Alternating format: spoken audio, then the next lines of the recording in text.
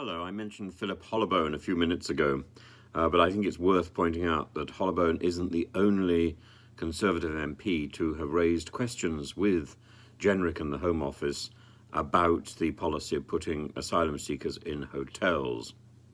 There's also Henry Smith and another MP, Charles Watling of Clacton. Both of them have been quite fiery in their questioning of Jenrick. Jenrick's reply, however, is interesting. Jenrick says, "It's not the government that has caused the issue here. The primary focus of our attention should be on the tens of thousands of people who are crossing the channel illegally. But, as Suella Braverman so clearly put it the other day, those tens of thousands of people crossing the channel illegally are doing so because there is not a visa system and a safe and secure route available for the majority of people who are trying to gain asylum, gain entry to our country, to work legally, to work professionally in our country. We actually need those people. The fiction and the sloganizing is that we are being, quote, invaded, and this is a way for Suella Braverman and her cronies in the Home Office to pretend that the chaos which they have caused is not of their doing. It's the fault of the asylum seekers or the smugglers. Of course we deplore smugglers, but if there is no other way to come to this country, as Suella Braverman said, when you get to this country, what she didn't add is that by the only route, which is by dinghy, then you can claim asylum when you get here.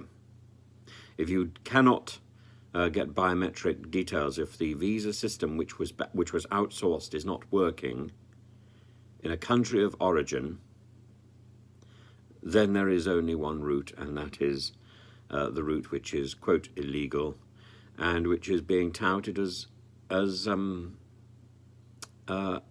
a cheap alternative. Not even that cheap. When the system is broken at source, other systems will spring up, and somebody in another country will simply not know the difference between one system and another. And a good example of that is the thing I brought up today, which is that there are two exams to establish competency in English language. One is called the IELTS academic exam, and the other one is called the IELTS academic V1 exam. They're exactly the same exam. Just the bureaucracy and the paperwork which governs it is different. The academic V1 is the exam that people should take if they want to get a visa in order to study in this country. The academic IELTS exam is of no importance at all, and was simply the standard exam which was on offer for people who wanted to study in this country, as opposed to wanting to come to this country, for which they would have to take the general IELTS exam, which is not as academic. It's madness. So the academic IELTS exam is completely pointless, and yet it is on offer as the default examination.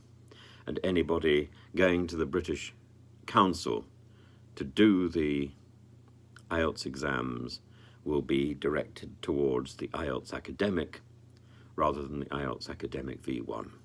I know. I've spoken to people who have fallen into that trap, and the British Council has taken its money.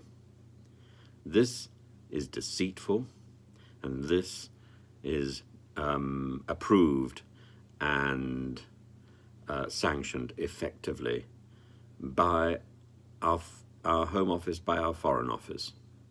They're in it up to their neck, and it's called order. And this is our standard, splashing around in shit.